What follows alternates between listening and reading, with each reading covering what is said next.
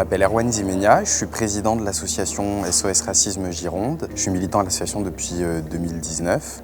L'association SOS Racisme existe depuis 1984. Son objectif, c'est de lutter contre le racisme, les discriminations raciales, l'antisémitisme dans la société et créer les conditions du vivre ensemble et pour plus d'égalité. Nos actions principales, elles sont sur deux outils principaux, donc l'éducation populaire, à savoir tous les outils qu'on peut mobiliser pour sensibiliser et donner des outils intellectuels pour prévenir les actes, les paroles racistes, antisémites. Et la deuxième action, c'est sur l'accompagnement juridique des personnes victimes de racisme et de discrimination raciale.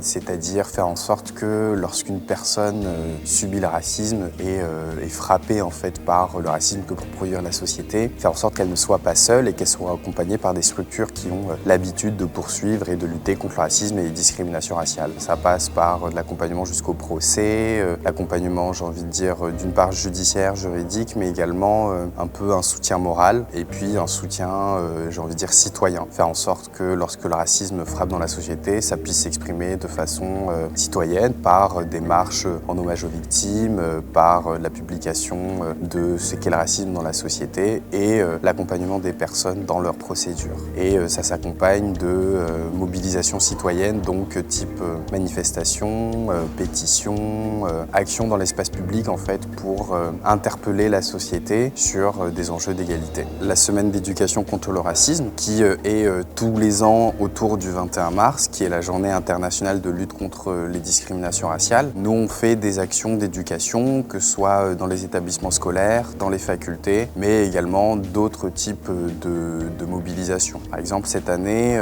comme il y a 2 ans, on va faire une mobilisation contre le racisme à l'occasion de cette journée. On va faire des interventions en milieu scolaire ainsi qu'un temps d'échange avec des étudiants.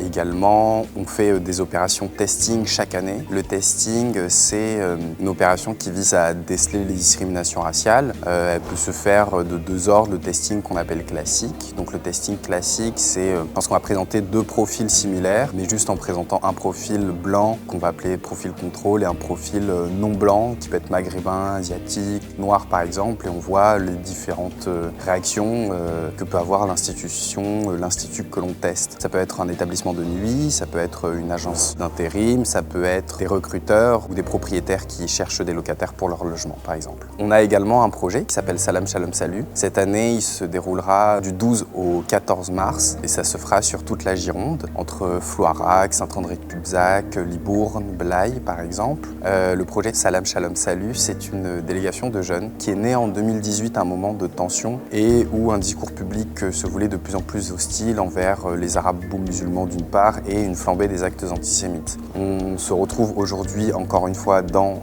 cette configuration, mais il y a également des tensions identitaires et donc sur plusieurs fronts, et l'objectif c'est aussi de démontrer la beauté d'une France qui dans sa diversité essaie par la délégation de porter un message du vivre ensemble. Donc c'est des jeunes de toute origine qui vont faire chaque année un tour de France et faire des étapes dans toutes les villes, dont une à Bordeaux. Et l'objectif c'est de rencontrer des gens, de créer des espaces de discussion, de relâchement face à un discours public qui est de plus en plus tendu et où la question des origines et où la question de la diversité de la France est de plus en plus mise à mal et vue, analysée comme quelque chose même perçu de négatif. Et donc le but c'est de proposer un contre-récit et d'organiser des actions avec ceux que l'on rencontre à la suite de l'étape.